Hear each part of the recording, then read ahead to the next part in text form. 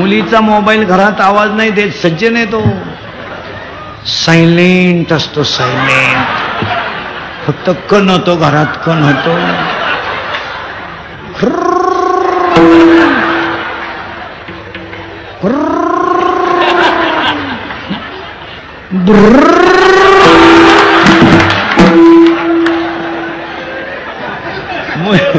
मुलीच्या मोबाईल मधला balance check करी जा. आपण पोरीला 100 रुपये दिले ते त्यात 500 रुपये आले. मग 100 ला 500 ही स्कीम कोणती आहे बा? ही 1 GB आहे का 2 GB आहे का 4 GB आहे का GB आहे? जरा सांगा पोरांनो, हा विनोद आहे का? हे इंद्रिकरचं कीर्तन आहे. इंद्रिकर मरण ना, म्हणजे मरणार नाही 5-25 वर्ष, पण तुम्हाला आपलीच आठवण येणार. खोटं याच्यातलं काही.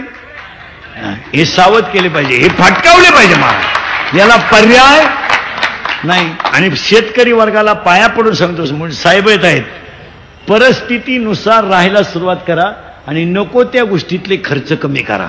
शेतकऱ्यावर कर्जाची वेळ काय येते याची उत्तरं सापडा.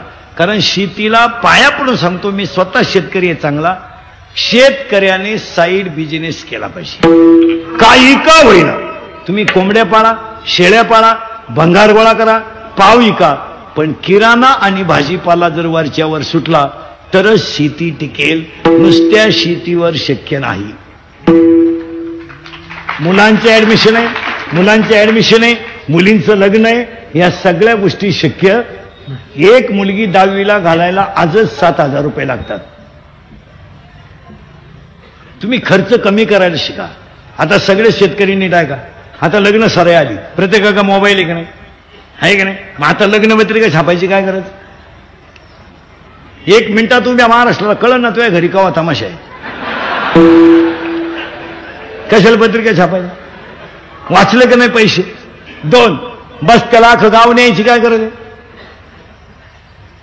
2 माणसं बस्त्याला गेली पाहिजे महाराज, पोरगा आणि पोरगी, दोघांकडे पैसे द्या, तुम्हाला लागते तसे घ्या. हे पिकअप भरगाच पण काय न्यायचं? कापड दुकानात तंगड्या बसून बसत ते नाला का?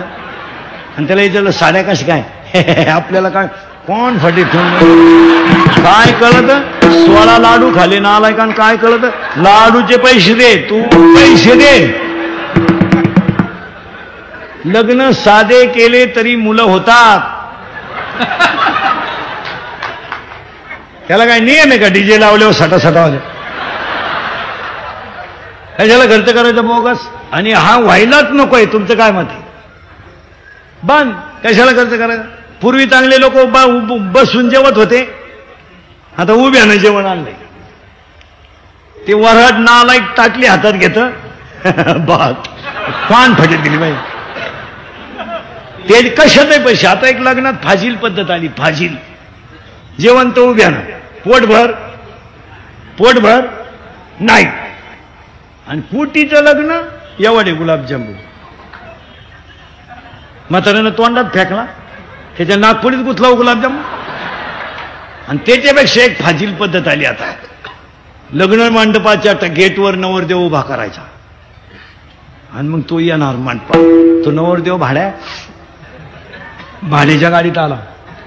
त्या नवरी मागत 2-4 याडपाट पोरी, इतका मेकअप. त्या ब्युटी पार्लरला गेल्यास ब्युटी पार्लरला 3 गोष्टी कराव्या लागतात. आता हे मीच सांगू का? सांगू तरी काय काय. एक, ब्युटी पार्लरला गेल्यावर पोरीनं 3 गोष्टी कराव्या लागतात. पहिलं फेसिंग करावं लागतं, नंतर मिक्सिंग करावं लागतं, नंतर सिरेमिक्स करावं लागतं.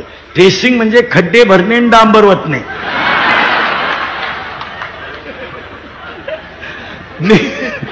मिक्सिंग म्हणजे सॉफ्ट करणे, सिरेमिक्स म्हणजे इथल्या फटीत चमकी भरणे.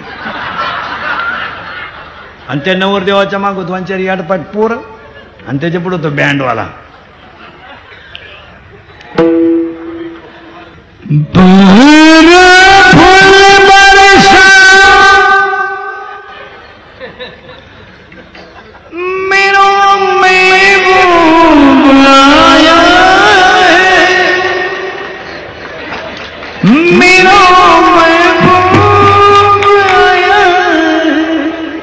जमलं का नाही?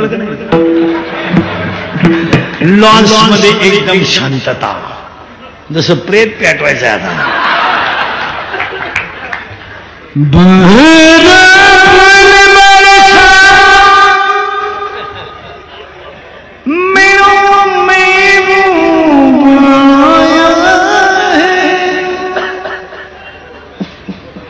मेरा महबूब आया.